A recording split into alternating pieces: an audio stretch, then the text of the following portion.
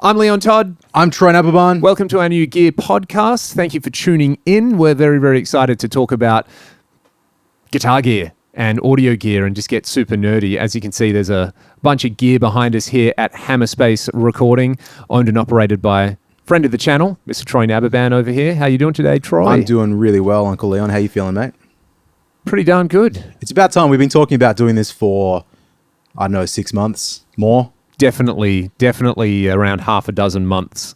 And I think you're setting the agenda for this one today. I just rocked up. Just rocked up. He brought his camera. I brought the recording studio and the microphones. So that's it. But I think we'll try and do this. I don't know how often we'll do it, but we'll do a couple of them. Be quite fun. We tend to talk about a lot of gear and recording and all this sort of stuff anyway. So this is committing it to video/tape. So that'd be fun. Yeah, I haven't recorded a podcast for ages too. This is going to be getting back into the swing of it. Troy is very much more experienced in the podcasting sphere than I am. If you like this kind of thing, be sure to let us know in the comment section below. Hit subscribe or hit follow in your favorite podcast app, all those kind of things. We're going to tear straight into it. Troy, where are we starting today? What are we talking about? Let's talk about some stuff that's been on your channel in the last week, Uncle Leon. I think that's a pretty good idea. If you don't already follow my channel, I'm Leon Todd. Look me up on YouTube. Now's the time. You might be watching this on YouTube right now. On my channel. So just smash that button. Yeah. Do you say that? Do you say you don't really say that, do you? Never. That's not my brand. My brand is more about positive mental energy and all the legends and champions and positively trendsetters. Mental energy, Xavier, for Charles Xavier. That button, X-Men. I think we're going to need an X-Men reference button on here. What have I had on the channel recently? I think the coolest thing is you might be able to see it in shot. There's a couple of things, Leon.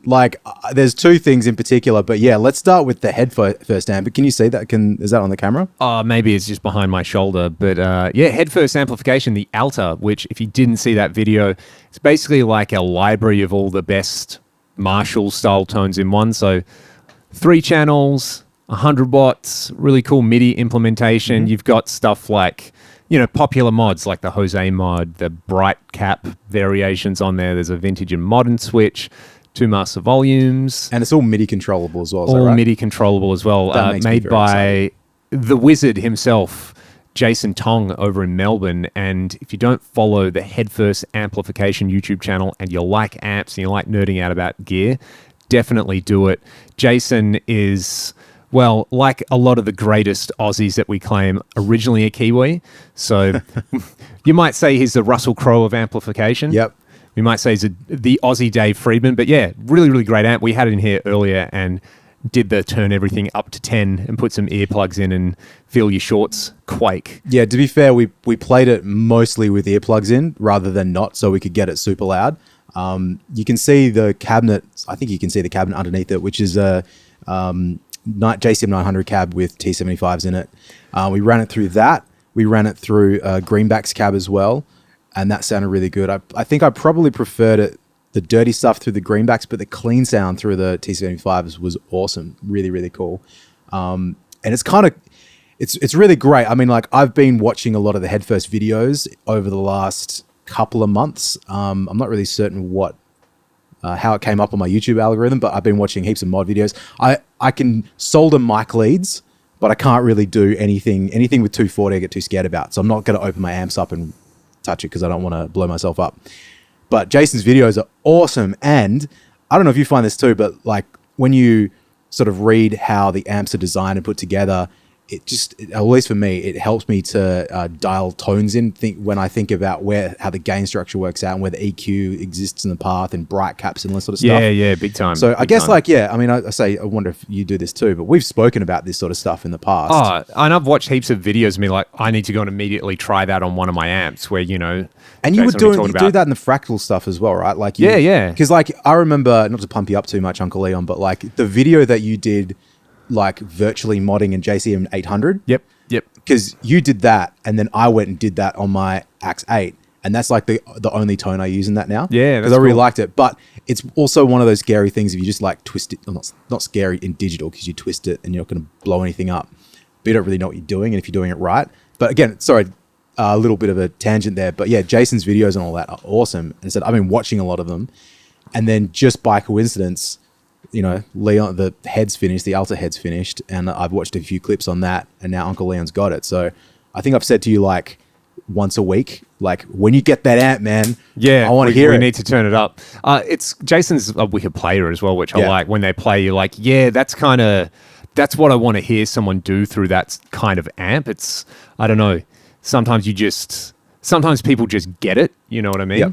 And it's awesome that he can do the amp stuff and play, because there's other people who I love listening to speak about amps and amp mods. And, we were talking about Tone Talk earlier. It's like, yeah, listening to Dave Friedman talk is just like being at the feet of the guru. But, it's always in reference to recorded tones. So you kind of got to go and like do your follow-up and go and listen to the album he was talking about. And then you're like, oh, cool, I can hear it. Whereas with Jason, it's like, we did this mod, have a listen to what it sounds like with an Explorer in, drop C# or something like that. And you're like, yes, this is my vibe. So yeah, and a lot of good feedback on that video as well. So hopefully some people went out and ordered one, because I think they're being built in small batches. So you kind of got to it's like first come, first served. And yeah, I mean, I watched that video, I think like minutes after it came out. I think I put my kids to bed and then the video just happened to appear on the thing. So I watched that. And I messaged you straight away because the thing that I was most surprised about is I thought the clean channel was really, really good. I was expecting a really great dirty channel, but the clean channel was, I don't want to say it's surprising, but like, when I think of like modded Marshalls and that sort of thing, I just think dirt. Yeah, the clean's an afterthought. It's there to, tick a marketing box. It's really cool. And so we tried that today through the T75 cab. I think it was the Strat. I've just got like a Strat that I really like, and yeah, played a few riffs on that. I was like, oh, well, that's a clean. That's not just a usable clean. That's a very nice clean, and the one I sort of want to play with now. Yeah, it reminds me of and I've never played a real one, but I've got a JTM 45, and those amps are just the same volume no matter what. They just get dirtier as you turn them up, but in the lower range of it, there's this thing where you're like, man, I just wish this was a lot louder. So something like the JTM 4500s that you see. Oh, yeah. I think Marshall made a bunch of them back in the day. Is that a JTM 100? Probably called a JTM 100, but don't quote me on that. Someone in the comments who knows more about Marshalls could. I think it's like the Hendrix amp, like that kind of thing. So yeah, there's, I'm a bit like, my Marshall knowledge is not like I know nothing, but it's limited. And there's like, the more I watch these videos, man, like the head first ones, or I've been listening to a bit of Tone Talk recently as well. I'm like, oh man, I don't know anything, and it's kind of overwhelming. I get obsessed with stuff. Like I'm on a speaker thing at the moment. We might talk about some speakers later, but my Marshall, which is at the bottom there, I've got a 77 JMP, which is awesome. We got a video with that on my channel. That's right. Blasting it. It sounds amazing. That's a really, really cool amp. That doesn't have a clean sound though. No. That's like balls out rock and roll. And then when you wind it back, or if you try and dial it in for clean, it's just too nasally. Probably because of the bright cap that's in there, I guess. But even then, I don't know, man. It sounds great for the sound that it does. They're like horizons in tone. Like once you start going down a particular rabbit hole, it's like, especially, and I forget that so many people who like guitar, it's the foundational elements might be totally different to what we're into, which is, for me is... It's okay to be wrong. Yeah, it's okay to be wrong. I'm wrong all the time, and Dokken. I'm okay. Yeah, it's 80s rock. You have to like Dokken. If you don't like Dokken, or specifically George Lynch, then just get in the bin. Get in the bin. If you don't like King's X, we don't. You don't have like time King's for you X? either. Yeah, we don't talk to you. The official band of this particular podcast will definitely be King's X, and the goal will be one day to get Ty Tabor on here. Done. To just talk about anything except tone, because Ty's got it. You reckon that guy likes chili sauce? Probably. There's like a lot of guys that just love chili sauce. Yeah. Some guys are into like drinking lots of alcohol, not looking at anyone fry at amplification videos, but hey, I reckon Steve would like a good chili sauce as well. Yeah. Looks like someone who would enjoy the finer things in life. All right, let's pick like 5 of our favorite guitar gods from the 80s. We've got George. Let's put Red Beach in there. Red Beach, of course. Let's put John Sykes in there. Oh, yeah, of the course. Elusive. We'll put a Zach in there. Yep. And who else? Who can we round this out? Maybe a Warren DiMartini. Yep. They're 5 guitar players I really, really like. One of those guys would love a hot and spicy, and another would surprisingly not be as into it. Who do you reckon would be surprisingly not as into it? I don't know, man. I don't want to say this, but maybe Red Beach. Yeah, I mean, do you remember reading Red Beach's website? It was so good. Oh, man. It was one of the best things ever. There was Paul Gilbert's website and Red Beach's website. And I just remember, this is before you had Facebook and before you could follow these people on Instagram and just pester them enough. It might still be up. If you haven't checked it out, Red Beach's website, and I mean, this was 2006, 2007. I was reading this stuff. And he's got all these stories. His barbecue. The barbecue one is all-time legendary. Like, spoiler alert, but his barbecue bursts into flames and he pushes it into his pool and I think I remember the quote being like, what people need to realize is I am Homer Simpson. Which when you're, 18 years old and you're reading about this guy who you've only seen in music magazines, living the dream, you're like, no, that's not right. You can't be a normal person. My other favorite story is he talks about loving Coors Light, which... Me reading that as an 18-year-old, and we don't really have Coors in Australia, I was like, oh, what's that beer? And then when we went to America the first time... Obviously, it's a great beer. Yeah, and Leon doesn't drink. I don't really drink very much, so it's, that's, again, why we talk about chili sauce and not alcohol. But we went to America in like 2012 for the first time, and I remember being so... dead set. First thing I would do is I want to get myself a Coors Light. And Step 1 was get an In-N-Out burger. Step 2 was, get a Coors Light. We went to Hooters that night as well. We did. We had quite a day. What a day. What an experience. But I got the Coors Light, but didn't drink it because we went back to the hotel and just crashed out. Yeah. And anyone experienced with jet lag knows what we're talking about. It's like, we'll just sit down and get comfortable. But remember, I think we all woke up at 3 o'clock in the morning and it was like... I remember you sitting on an esky. Going, here it is. Yeah, here it is. And there must be a picture of it too. But it wasn't, it didn't really blow me away, unfortunately. I think I might have had 2 others in my life. But anyway, that doesn't matter. Step 1, go to Red Beach's website. That's a must. Let's get back to a lot of tangents. Let's talk about this amp for a second again. Are we talking about your amp or the the head first one? Yeah, the head first. It's got all those sounds in there, which I like. It's like if you want Channel 1's AC/DC, that's the most important thing when you play a Marshall. You need to play G, D, and A. And if it doesn't do the AC/DC thing, stop and move on. I think, So what my point, I feel like I had a point and I got really distracted because that's just what happens when I start talking about anything, particularly talking to you. In relation to, my Marshall and your JTM 45 and what that thing does is like, oh, cool, you can get clean sounds out of it. But what do you say? It's like kind of not a best of collection of Marshalls, but it's got so much versatility that it gives you these options. It's kind of like awesome. A curated selection of the best. It's like, when you get one of those, you go to a fancy supermarket and you buy one of those pre-made deli meat platters, and there's not everything on there, but the things that are on there are the ones that you want. You get a bit of that quince paste. You get a bit of quince paste. Yep. You get a couple of cheeses. You get a few olives. You might get an olive with something stuffed inside of it. Yep. And there'll definitely be a salami. There'll definitely be a prosciutto if it's any good. But, you might get a bit of copper, a bit of gabagool. You might not. There definitely won't be polony on there. Yeah, that's true. They call it something different. Polony or baloney? I think it's polony here, but... Yeah, is it polony with a P? Yeah, it's with a P. I'm sure it's with a P, yeah. It's called something else. It's called something in South Australia as well. It's called oh yeah. What's it called? They've got a name for it. Yeah. I'll ask if you're South Australian, let us know what you call polony in the comments. Your Farmers Union iced coffees. But this thing too, what I really like is all the Jose mods and stuff on it too. Because man, I was listening to this Tone Talk and they're talking about a Jose. It might have been the Fortis one that went for $45,000. Big money. Man, that's just too much for a fucking amp. No offense to anybody, but that's a lot of money. I can't afford that stuff. And maybe it's worth it, but if 45 grand isn't much to you though, you're just I want it. That's true. I want it. Give it me. But I do like the fact that you can get that a Jose thing out of that, and then you can also get a clean sound, and it's really usable. So the killer app, man. The most well thought out feature I think is there's dual master volumes. For anyone who's ever used a Jose style amp, when you kick in the saturation or the clipping diodes, you lose a lot of volume, which kind of makes sense because you're inserting this thing in the circuit which inhibits any more volume. It just clips.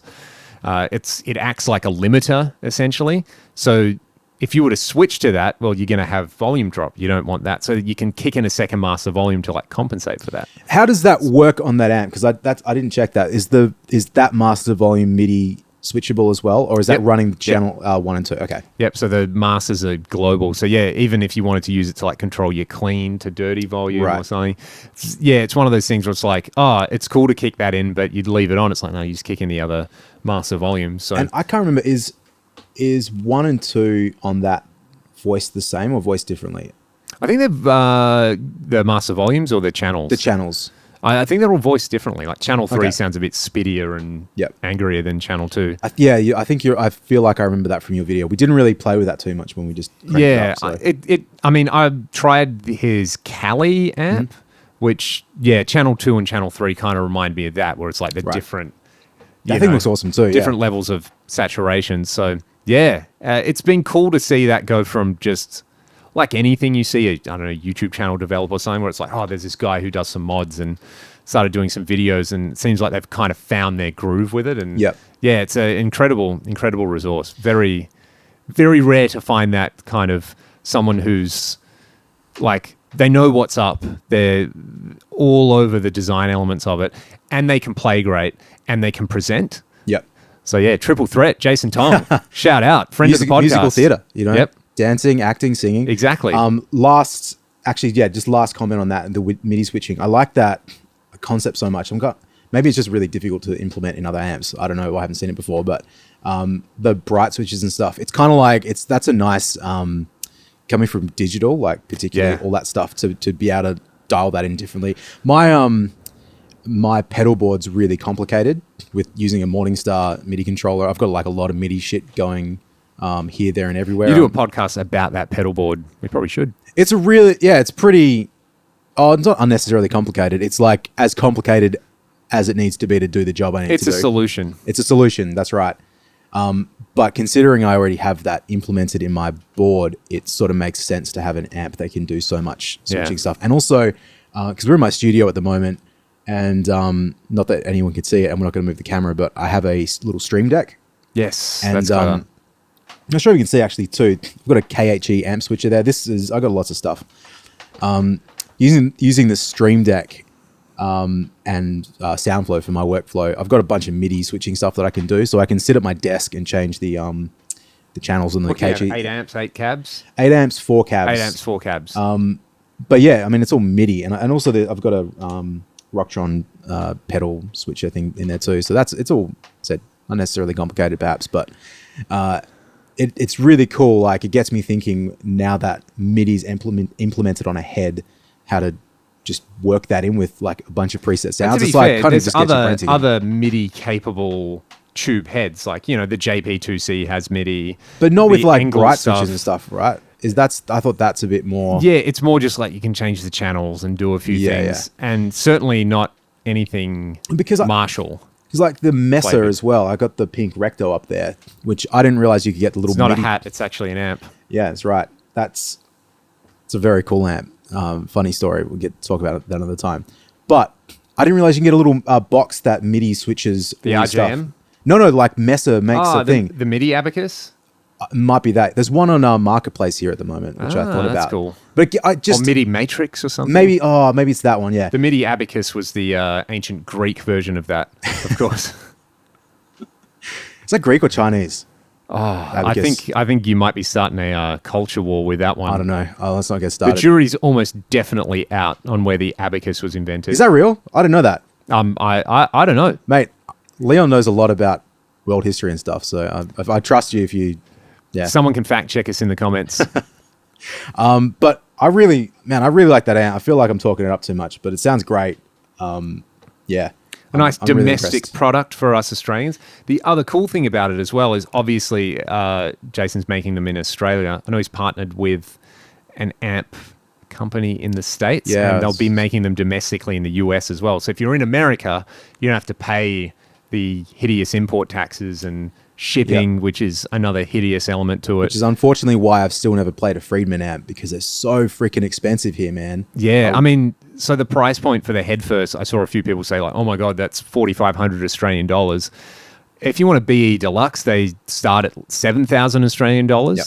which is just the nature of the beast because you got to ship them Yep. and they're heavy and you got to pay import taxes and duties. And obviously then you got to offer warranty support and things like that. So, you know, it's probably justified. Oh, yeah. It's just, that hurts, man. But, Like, you know, that's a when you lot of look gigs. when you take all of that in and you look on Sweetwater and it's however much it is, Yep. you go, oh, that's not that much money. And then you see it here and you just kind of shudder. But still not as bad as it was when we started, you know, the mid 2000s when the Aussie dollar was worth like 45 US cents. Oh, man. That was, And that was hard. You had no internet shopping or any of that. A recto's probably not changed in price over that time, hey? Because I feel like a dual recto was like $5,000 back in Yeah, the I reckon in 2000s, right? relative dollars they're better now. Yeah. Just because of the nature of inflation. But back then, yeah, it was, you know, it was $5,000 if you wanted a dual rectifier. And for comparison, what could you get a DSL for? $1,800? Yeah, probably $1,800. Yeah, or so. brand new. Might be over exaggerating it or misremembering stuff. But yeah, that was the thing. They were just unattainable Yep. for a lot of people, which is kind of how we got into like, hey, this stuff. The rack stuff, yeah. Which, what a segue, Uncle Leon. There we go. It's almost like I've done this before. Yeah, what a professional. Yeah, well, we do happen to have the ADA Rack of Doom behind us, which, yeah, leads beautifully into the other video that you So released this week. this is just an original MP1? Okay, let's see. Yes, this is an MP1 with the second firmware. Okay, so the one that really started it all. Then Then there's an Rare Bird. the MP1 Classic, which I came got. out after the MP2. That's right. And then the ADA MP2 as well. And then there's a microtube power amp here and an ADA B200S that I've had for a long time. And I also have Another MP1 down here. Yeah, I'm not sure that's in the shop, but my original ADA MP1, which has got the original firmware on it, and then a microcab, ADA microcab too. Yeah, and I'm pretty certain that the firmware just changes some MIDI stuff. Has nothing to do with tone. I think you're probably right. If you've ever been on, excuse me while I just adjust this. Ever been on ADAdepot.com? Yeah, there was a bit of, One of the nicest places on the internet, by the way. Yeah, but like anything, there's a lot of opinions. I kind of feel like I read something whereby, it changes the tone and da-da-da, there might be something different. It's possible. I can't confirm that. However, I can say that, do you know what? I take it back. This is my original one. Right, and that right, is and that's because the that one's a new- bit kind of cooked at the moment. But this one in the rack is got the new firmware on it. But this one actually sounds really good. My original one is very busted because I tried to do the input jack mod when I was 18 and I really fried stuff. I got it to work again, but it's pretty unreliable now. But let's talk about that plugin. Oh, Nimbrini The audio. Nimbrini plugin.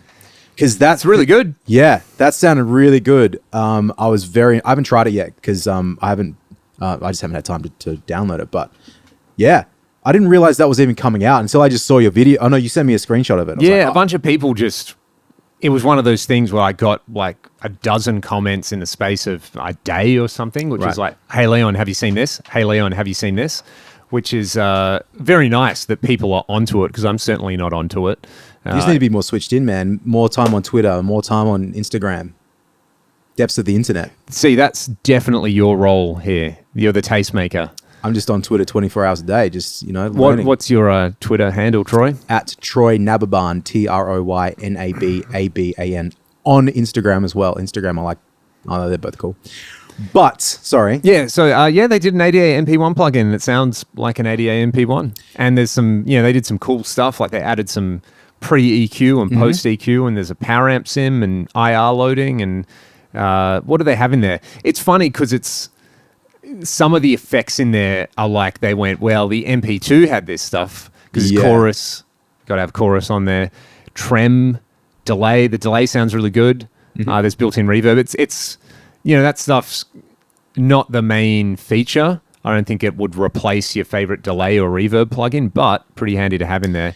Most importantly, it's got the little blue-looking buttons and the same notches. You know how it was like when you go like bass and treble go up in 2 and 4, but mid goes in threes. Yep. And then the gain control also jumps if you're really low in the gain. Or I think as you go past about 5 or 6 or something, it goes in 5, like 0.5s. And I mean, probably one of the most important things about the ADA is the fact that, To paraphrase Guga Foods, it's a membrane, guys. We gotta leave that membrane on if you're You gonna gotta cook leave the ribs. membrane on. The little blue squishy buttons. If you've never tried one, I guess there would have been like synthesizers around the same time that had the similar. Yeah, I suppose so. I'm thinking of a very particular thing. I think of the MP1 when I think of it, but I feel like I've definitely played synths where it's like they have the same. Is that on the DX7 as well? Maybe. Yeah, probably.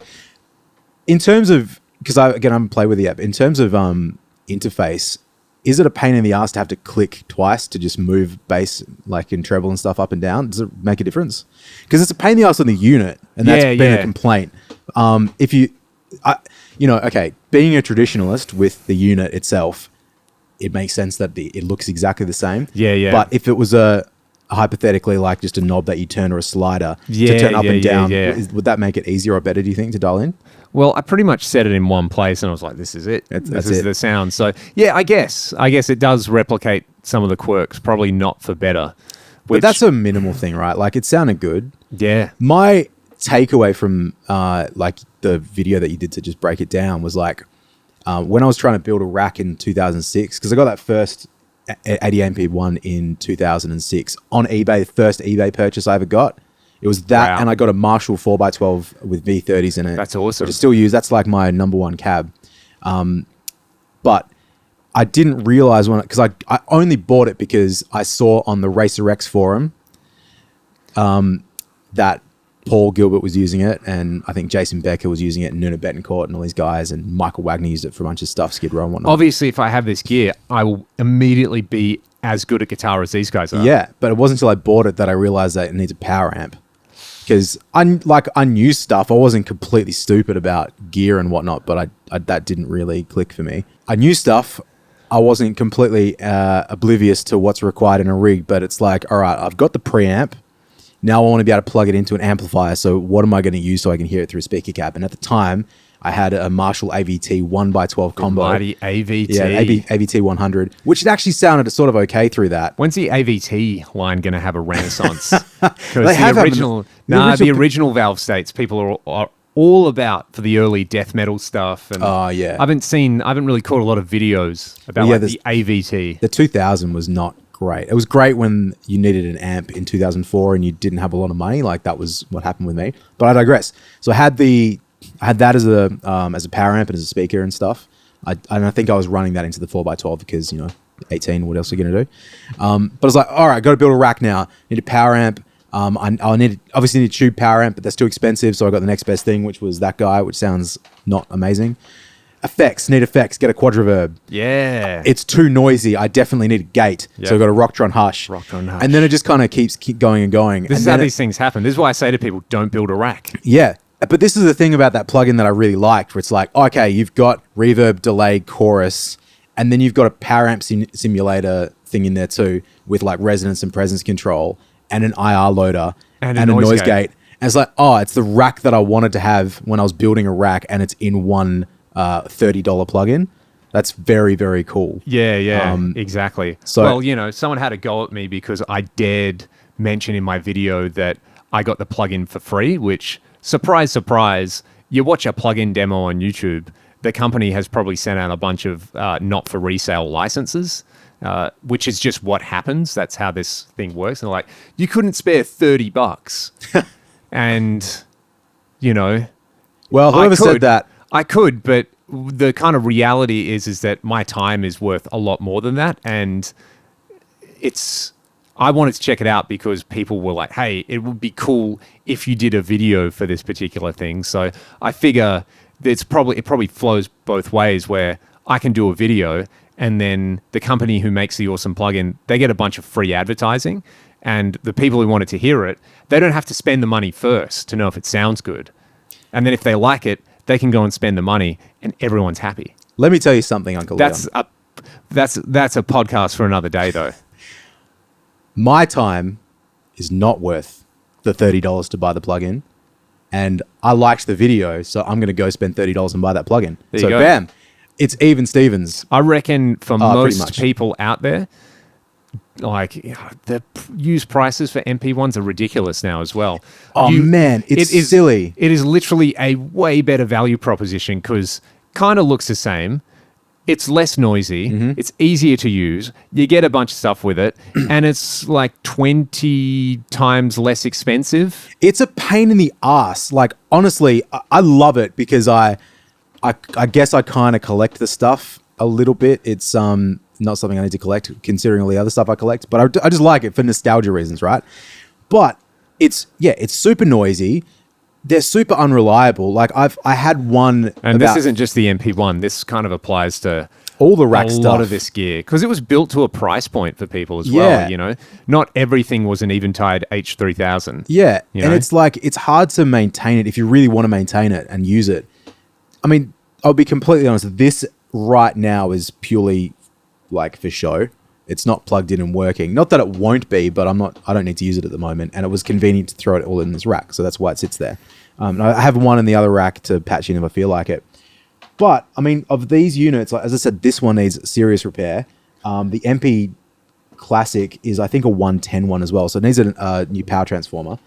The MP2 is really cooked. Oh man, Like, my MP2 is cooked. Remember as well. this time last year? Yeah. So as it turns out, there's like a resistor. It's a little nerdy, but there is a resistor that you can change. It's underneath one of the tubes, and it's like a 20-cent resistor. It's not that difficult. So it was around Easter time last year. Yeah, I that's was like, right. oh, sweet! I'm just going to replace this resistor. No problemo. So I did it because it was not super dangerous in terms of the piece of gear that it was. It's turned off and unplugged from the wall. Changed the resistor, fired it back up. Uncle Leon, my MP2, it's not noisy anymore. No problem. Then after like 10 minutes, it just starts to go, brrr, and I can't work out what it is anymore. And I ripped the whole thing open again, tried to... My Rockmaster's doing that at the moment. Yeah, but your MP2's the same, isn't it? Like, Exactly it's the the exact same noise. The And first 5, because I think that has, 8 or 10 different voicings on Yeah. it. The first 5 are fine. Then you get Yeah. to like number 6 and it's just no bueno. Yeah, so again, if you buy it, like in terms of a collector's thing or whatever, then that's awesome. But you have to maintain it, and there's a lot of resources for ADA stuff on the ADA Depot, 88 Depot. And the Marshall JMP as well. Marshall JMP on ADA Depot is Yep. the guru. And it has the website where you can order all the replacement All the parts. mod And kits I and was stuff. going to do that about April or so last year because I put a massive list together of the replacement transformers, the noise mod kits, I think, and a few other bits and pieces. But it was going to cost me like $400 or $500 to do it for units that I'm probably not going to use a hell of a lot, and some of it just to make the units usable. Which I'm really like, shitting on this stuff, which I don't mean to, but it's just the unfortunate reality of 30-plus-year-old gear. Yeah. Or even for modern workflows. you Yeah. know? It's like awesome to have an Eventide or it's awesome to have an old Roland delay, but, if you're in the flow of mixing something and you go, oh, I just need to patch that piece of hardware in, the sort of argument is it's like, well, working fast is often a lot better. So you can just slap Echo Boy on and be like, there's my 300 millisecond delay, moving on to the next problem that I have to solve in the mix. So Yeah, exactly. So yeah, that's a thing. anyway, it's the plugin looks awesome and it sounded really good. It sounded like an MP1 as far as I could tell. And it said, I really like the power amp simulation thing on there, because one thing I've found on other, like the 2 Notes things like this, where I'm sure it's different the way it works, but cranking that up and like manipulating that makes a massive difference if big using time. hardware preamps. I've had that experience with the Synergy stuff because I've got a Syn 1. I've got a Syn 30 head now as well, which sounds really great. But the Syn 1 through the Torpedo with the power amp on and cranked really loud makes it sound like an amp. Whereas without that in there, it's a little sort of sterile. Because I see that a lot. People are like, oh, I just run this module into an IR. It's like, bro, you're missing out. Missing out on part of the step magic. makes a difference. And the Cab M as well does that in there Yeah. too, which I've got one of those. Which I was using that with the MP1. The Cab M with the MP1. I've got a rack mixer, so the outputs were filtering through that, and they were all going through that thing, the Cab M. But yeah, it makes a difference. It gives it a bit more life and tone. Oh, it's the same thing like with the Synergy stuff as well. As I've tried running the modules into an IR to play direct, but you patch them into the power amp and then a proper reactive load, and you're like, this feels like an amp now. This is party time, you know? It's, yeah, different sort of thing. The SAG control on that's really, yeah. Speaking of clever people, Stephen Fryette, a very, very, very clever amp designer. The Probably like one of, there wouldn't be that many people who know more about amps than someone like Steve. Yeah, And like in clever solutions as well. Like you look at the SAG control and the synergy stuff. I'm really keen because I got to get that 290. It's 292, right? The power amp. There's one that we're going to borrow at some point soon and just have a little bit of a we did a gig with a guy. A band of guys being dudes, and the guitar player was using an AX8 but into a 292, and it was awesome. Yeah. And it was interesting. He was saying it's like, man, it's just really, really clean. Yeah. But just, it gives you the thud. But there's a switch on that too, where it can be like full range or clean, or it can be kind of a bit more hi-fi, which is really clever. Again, the modelers and stuff. Clever stuff. The have you played a power station? I can't remember. No. Yeah, I feel like I'm missing out. I was gonna order one before I got the Syn 30, but there was a period of time when you just couldn't get them in Australia, like second hand or brand new. They were just like getting gear in Australia being the common thread in our lives. It's like the Syn 30. I just so happens I got one second hand from a guy over east, but you couldn't get the heads here. There was a 50, I think the Syn 50 was available, but not the Syn 30. I always feel like with gear here, someone has to suffer and take some kind of loss, because it's either like, there's this piece of gear, you can only get it from the States, and there's all this duty on top of it, and by the time I do it, I'm suffering. Man. Or something pops up and you're like, I can't believe it's that cheap. This poor person who bought this brand new is probably losing a whole bunch of money. You and I have been really lucky with some of the stuff that we've been able to get. Like, it's kind of silly. I have a Splawn Nitro, which is also sitting in that rack, which that cost me 800 Australian dollars. So what's that, 500 US? About 12 US dollars at the moment, But I got it because I don't think anyone knew what it was. I knew what it was because they sound awesome. But I just need a retube, and it was basically good to go. But someone had to know at some point to get that amp into that Australia. Amp, when it was listed, someone had to import it in because you certainly can't get them locally. And the poor guy, I think he had a list of like $1,600 originally, and then no one bought it. And then it was relisted for 800. I'm like, thank you so much. I mean, to be fair, I've done that with some gears sometimes where I'm like, I don't care. I just don't want it taking up space anymore. So, some make an offer, cool. Or you sell it to your mates or something like that, So, but someone has to cop it sweet somewhere, which is it's nice that you can actually get this stuff now for a lot of Aussies buying things on the internet. It was a very much closed market. If you went to a music store and you got Marshalls, if it was a really good music store, they'd have Boogies.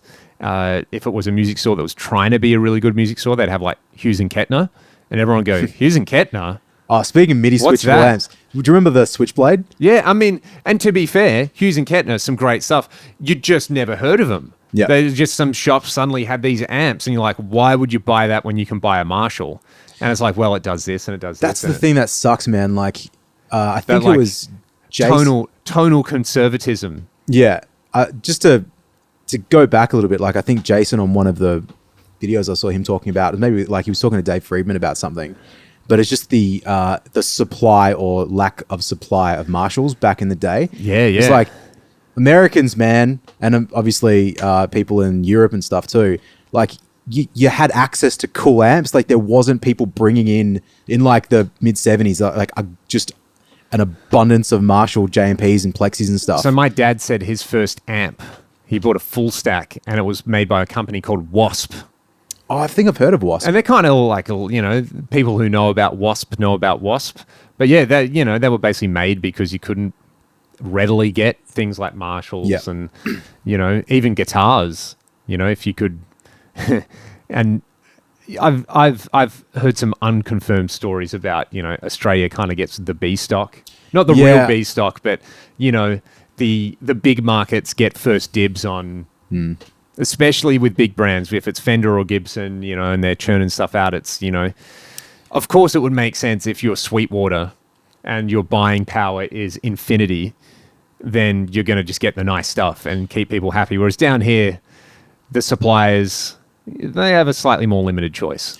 I've had, I think I've told this to you, like very mixed experiences with Gibson acoustic guitars, where if I tried a J200 here, and by here I mean in WA Sunny or Perth, over east. Western Australia. It didn't really sort of blow me away as much as I was expecting it would for a guitar that costs so like $6,000, $7,000. Yeah.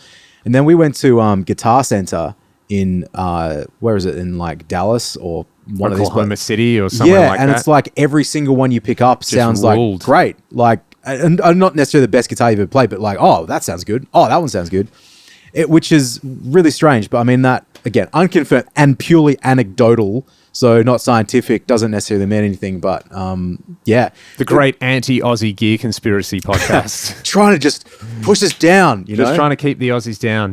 yep. Yeah, big time. And then, it makes sense. Like, Australia's a country of, 25, 26 million people. Yeah.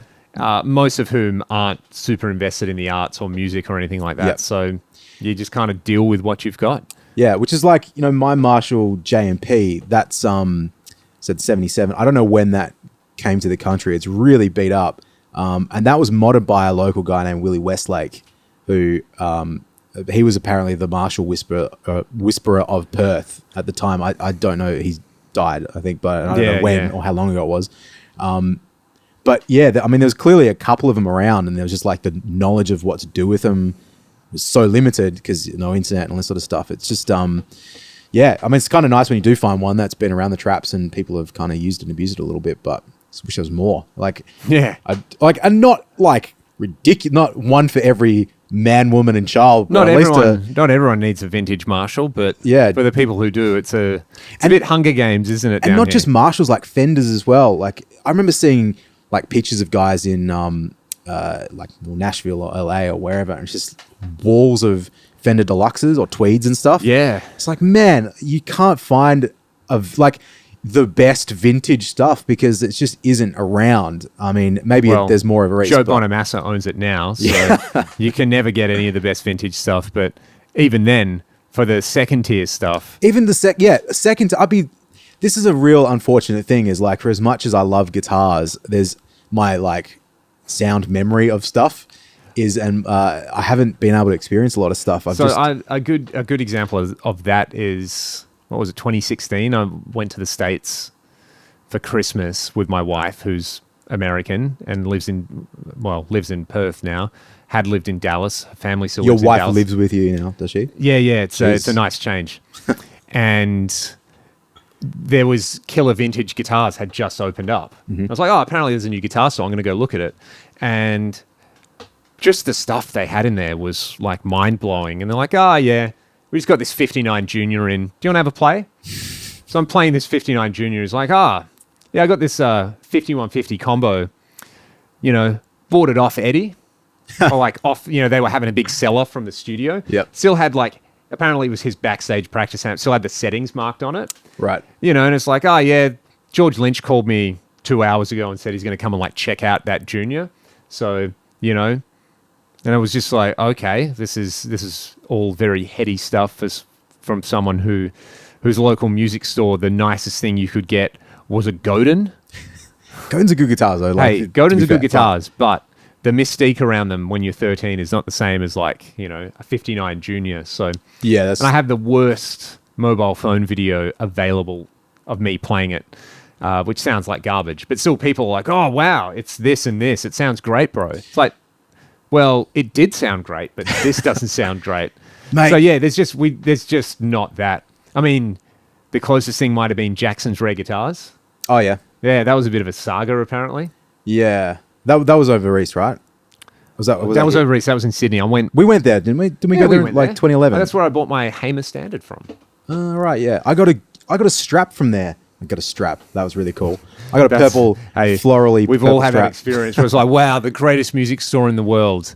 I should probably buy something. Do you guys have picks with your name on it? Yeah, I'll take just one. We got some T-shirts from Norm's Rare Guitars. Norm's Rare Guitars they were Champasauruses. That was awesome. And that jazz bass, Leon's jazz bass, I'm glad you got it. Like, I was this close. I found a Japanese jazz bass hanging on the wall, and I was like, oh, this feels really good. So the backstory is we rolled into America for our first ever tour. Troy and our management at the time in tow, so 6 people, 6 adults, and I was like, we didn't take guitars. We were just like, we'll just buy gear. I saved up a bunch of money. I'm like, going to buy a nice guitar.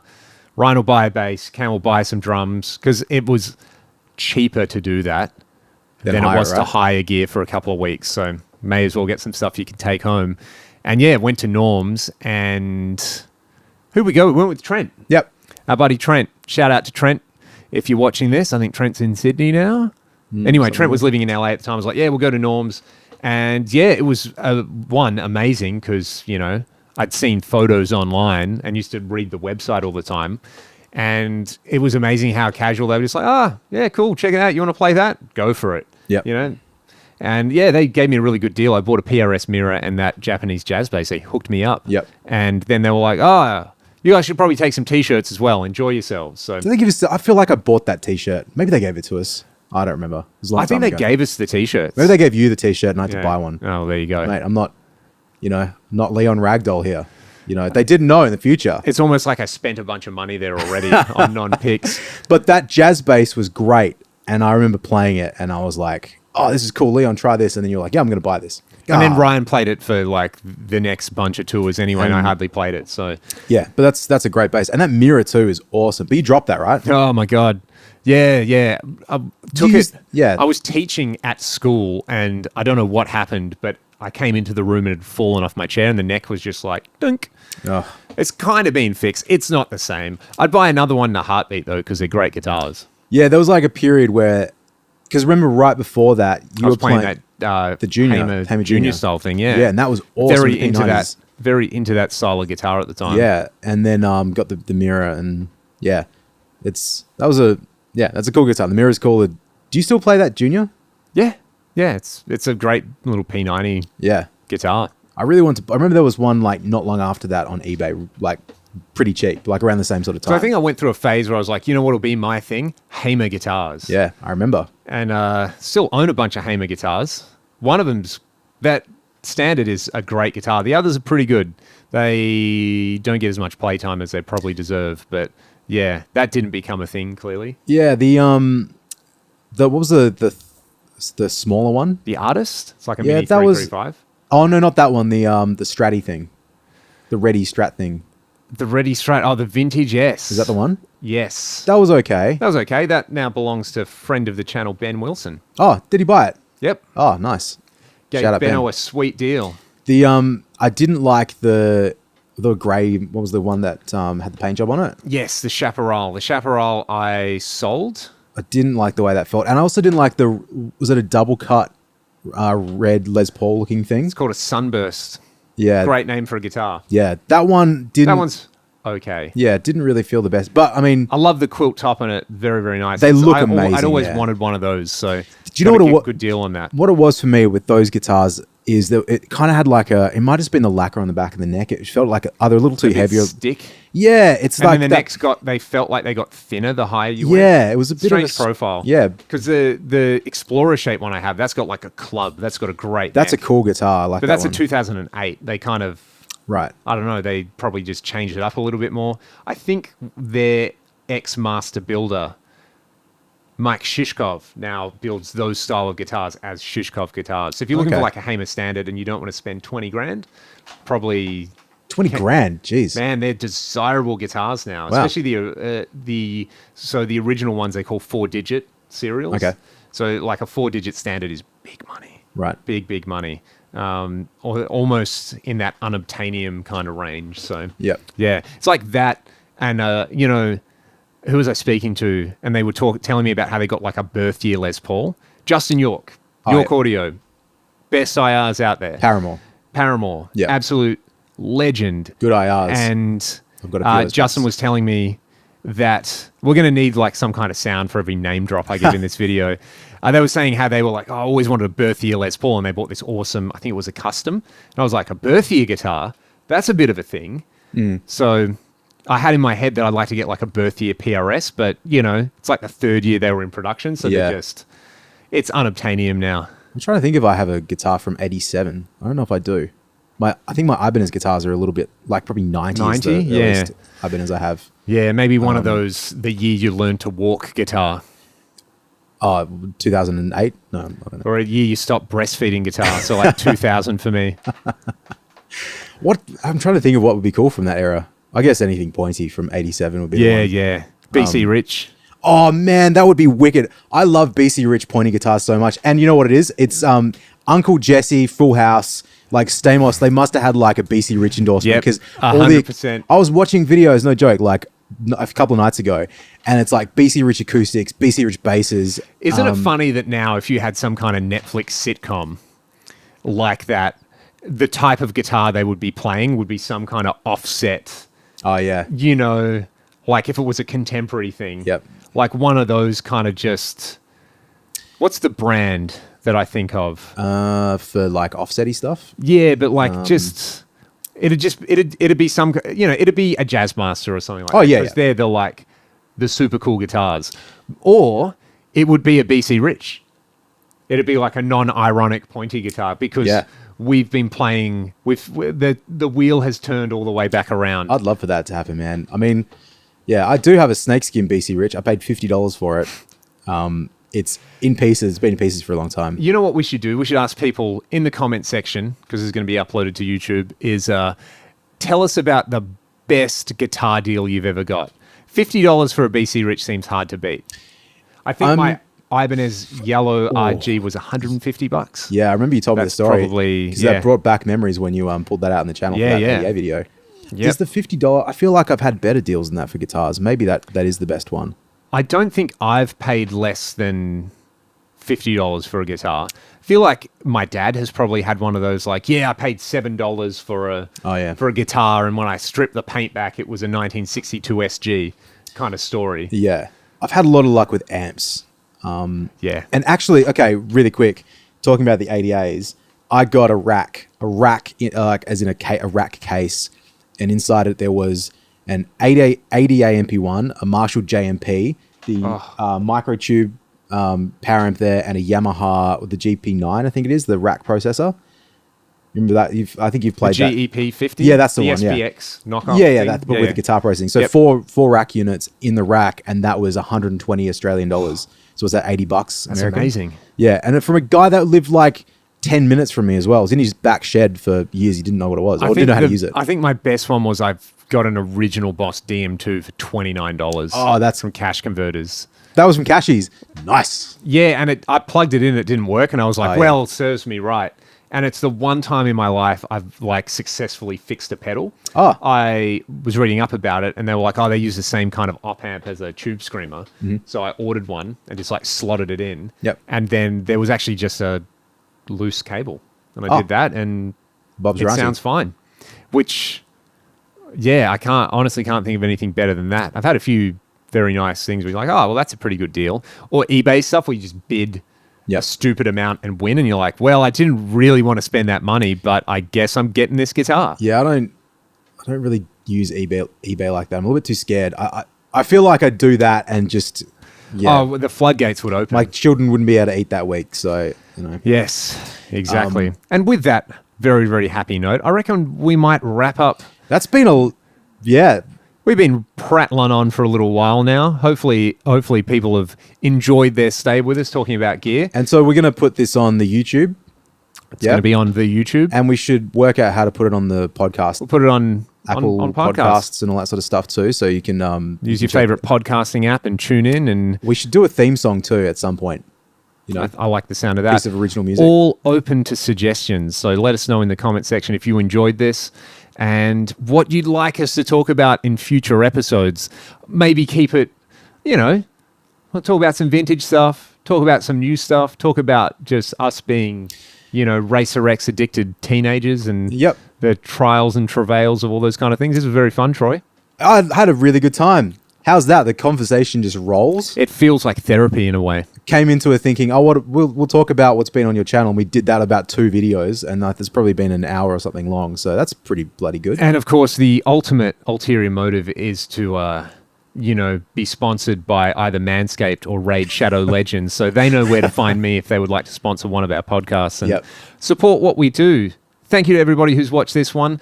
Let us know your thoughts in the comment section below, and we will see you all very soon for another installment. Take it easy. Peace. Another